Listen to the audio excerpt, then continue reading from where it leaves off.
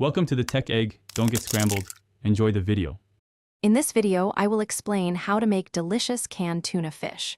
We'll start by selecting the right tuna and gathering all your ingredients.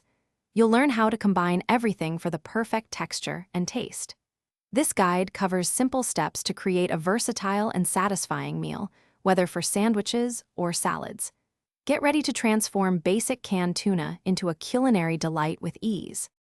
First, carefully drain your canned tuna. This step is crucial for preventing a watery salad. Next, transfer the tuna to a bowl and use a fork to gently flake it apart. You want a consistent texture, but don't overmash it. Now, add your mayonnaise. Start with about 2 tablespoons and mix well. You can always add more later to achieve your desired creaminess. Hey everyone, if you're finding this guide helpful, please hit that like button and subscribe to the channel. It really supports us. And speaking of staying fresh, a quick recommendation. Keep yourself hydrated while you're whipping up that tuna fish with an Owala water bottle. They're fantastic. You can find a link to it and other great deals in the description below. Now, let's get back to the video. Now, let's elevate the flavor and texture. Finely diced celery adds a wonderful crunch and a fresh, crisp note. Next, season generously with salt and freshly ground black pepper.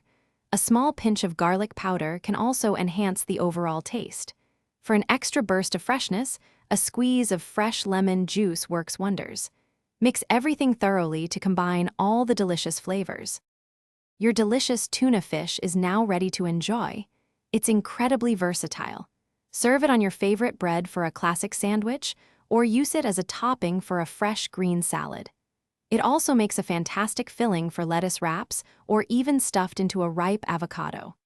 For best results, store any leftovers in an airtight container in the refrigerator for up to 3 days. Thanks for watching. Consider subscribing if I helped unscramble your problems.